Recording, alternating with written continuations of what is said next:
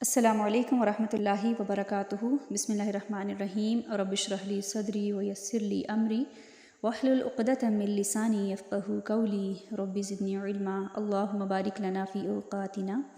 آج کا ہمارا تفسیر کا لیسن ہے پارہ نمبر 2 سورۃ البقرہ، ورس نمبر 162 سے لے کے 164۔ ورس نمبر 162، بسم اللہ الرحمن الرحیم۔ خالدین فیہا لا یخفف عنہم العذاب ولا هم ینظرون، وہ اس لعنت میں ہمیشہ رہیں گے، نہ تو ان سے عذاب ہلکا کیا جائے گا اور نہ انہیں مہلت دی جائے گی۔ وہ ہمیشہ اس جہنم میں رہیں گے، جہنم میں ایک لمحے کے لیے بھی سانس لینے کی بھی مہلت نہ ہوگی۔ لیکن جو انسان اس دنیا میں ہی توبہ کر کے جائے کہ یا اللہ مجھ سے یہ گناہ سرزد ہو گیا، یا اللہ تو مجھے معاف کر دے اور میں آئندہ نہیں کروں گا، تو اللہ تعالیٰ کہتا ہے کہ میں اس کو معاف کر دوں گا۔ لیکن وہاں پہ بریک نہیں ہوگا۔ جہنم کا جو داروغہ ہے اس کا نام ہے مالک، وہاں پہ جگہ جگہ پہرے دار کھڑے ہوں گے، کوئی نکلنا بھی چاہے گا اس کو روک دیا جائے گا، نہیں آج یہاں سے تم باہر نہیں نکل سکتے۔ تو آج ہم اپنے جو ہے کام ہیں، اپنا جن کاروبار کی وجہ سے ہم اپنے فرائض کو کوئٹ کر دیتے ہیں، جس اولاد کی وجہ سے ہم اس نماز کو چھوڑ دیتے ہیں، اولاد کو پرائرٹی دیتے ہیں، جن حرام کاموں میں ہم ملوث ہیں، ہماری اولاد یہ ہے، ہم نے ان کو رزق حلال کے بجائے رزق حرام کی طرف لے کے جاتے ہیں، کل وہ ہم سے جان چھڑا کے بھاگ جائیں گے، وہ بھی کہیں گے آج ہم تمہیں نہیں جانتے۔ جس اولاد کی وجہ سے ہم اس کے لیے رات کو 10 دفعہ اٹھنا تو پریفر کریں گے، لیکن ہماری نماز چھوٹ جاتی ہے، ہم کہتے ہیں ہمارے کپڑے ناپاک ہیں، اور 100 قسم کے بہانے، یہ صرف ایک بہانہ ہے، اس سے زیادہ کچھ بھی نہیں۔ اپنے آپ کے ساتھ جنگ کرنے کی ضرورت ہے۔ جب اس جنگ میں ہم کامیاب ہوگے تو ہماری نمازیں نہیں چھوٹیں گی، ہم کسی کو کوئی عذر پیش ہی نہیں کر سکیں گے، ہم تو بلکہ دوسروں کو موٹیویٹ کرنے والے بن جائیں گے۔ نہیں بہن آپ پڑھ سکتی ہیں، دیکھو میرے بھی تو بچے ہیں، میں بھی تو نماز پڑھتی ہوں، دیکھو فلاں بھی تو پڑھتی ہے، اس کے تو اتنے بچے ہیں، میرا تو ایک ہی ہے، لیکن پھر بھی آپ دیکھیں کہ اس کے 4-5 ہونے کے باوجود بھی وہ اتنا سیکریفائس، اس کا گھر بھی ہے، اس کے بچے بھی ہیں، اس کی اولاد بھی ہے، اس کا شوہر بھی ہے، فیملی بھی ہے، رشتہ دار بھی ہیں، پڑوسی بھی ہیں، لیکن اس کے باوجود وہ اللہ کا حق نہیں بھولتی۔ تو کیا ہمارا رب ہم سے ناراض ہے؟ ہم اللہ کا حق بھول جاتے ہیں؟ اپنے آپ کو خود موٹیویٹ کرنا ہوگا، خود جگانا ہوگا۔ پھر فرمایا ورس نمبر 163، وَإِلَٰهُكُمْ إِلَٰهٌ وَاحِدٌ لَا إِلَٰهَ إِلَّا هُوَ الرَّحْمَٰنُ الرَّحِيمُ، اور تمہارا معبود ایک ہی ہے، اس کے سوا کوئی سچا معبود نہیں، وہ نہایت مہربان، بہت رحم کرنے والا ہے۔ تمام انسانوں سے خطاب کیا جا رہا ہے کہ سب کا الہ ایک ہے، دعوت توحید دی جا رہی ہے، اللہ کے سوا کوئی الہ نہیں جس کو پکارا جائے۔ اس آیت میں پھر دعوت توحید دی گئی۔ یہ دعوت توحید مشرکین مکہ کے لیے ناقابل فہم تھی، یعنی ان کو سمجھ نہیں آتی تھی کہ ایک الہ کیسے ہو سکتا ہے۔ انہوں نے کہا اجعل الآلہۃ الہا واحدا ان ھذا لشیء عجاب، کیا اس نے اتنے معبودوں کی جگہ ایک ہی معبود بنا دیا؟ یہ تو بڑی عجیب بات ہے۔ اس لیے اگلی آیت میں اس توحید کے دلائل بیان کیا جا رہا ہے، تقریباً 7 طرح کی ڈسکرپشن بیان کی جائے گی۔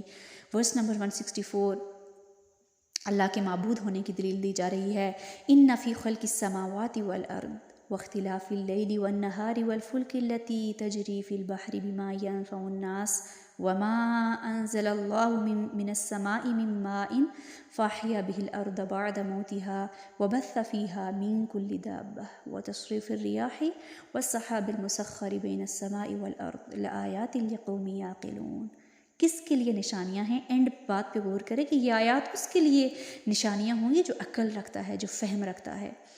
یہ آیت اس لحاظ سے بڑی جامع ہے کہ کائنات کی تخلیق اور اس کے نظم و تدبیر کے متعلق 7 اہم امور کا اس میں یکجا تذکرہ کیا گیا۔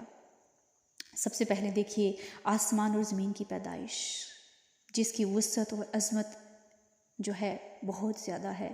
رات اور دن کا یکے بعد دیگرے آنا، دن کو روشنی، رات کو اندھیرا کر دینا تاکہ کاروبار اور معاش بھی ہو سکے اور آرام بھی، پھر رات کا لمبا اور دن کا چھوٹا ہونا، پھر اس کے برعکس دن کا لمبا اور رات کا چھوٹا ہونا۔ آپ سوچئے دن لمبے ہی ہوتے کتنا مشکل ہوتا، رات ہی ہوتی، دن ہوتا ہی نہ، کتنی بڑی ہمارے لیے مشکل ہوتی۔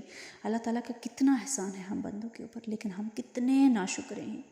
پھر فرمایا سمندر میں کشتیوں کو اور جہازوں کا چلنا، اتنی چیزیں یہاں سے وہاں منتقلی جو ہو رہی ہے، گھومنا پھرنا، سیاحت، یہ ساری چیزیں ہمارے لیے، ہماری آنکھوں کی ٹھنڈک ہے۔ یہ سب کتنا ہم شکر ادا کرتے ہیں، جن کے ذریعے سے تجارتی سفر بھی ہوتے ہیں اور ٹنوں کے حساب سے سامان، رزق و آسائش بھی ایک جگہ سے دوسری جگہ منتقل ہوتا ہے۔ پھر فرمایا بارش جو زمین کی شادابی کے لیے نہایت ضروری ہے۔ بارش نہ ہو زمین کو زندہ کرتی ہے، کتنے سارے پھل فروٹ نکلتے ہیں، سبزہ اگتا ہے، زمین پیاری لگتی ہے، ہوائیں چلتی ہیں، آپ سبحان اللہ، سب کس کے لیے؟ ہم انسانوں کے لیے۔ بارش ہوتی ہے، ہم کہتے ہیں یہ تو بارشیں رکنے کا نام ہی نہیں لے رہی، یہ کیا مصیبت ہے، یہ کیا ہے؟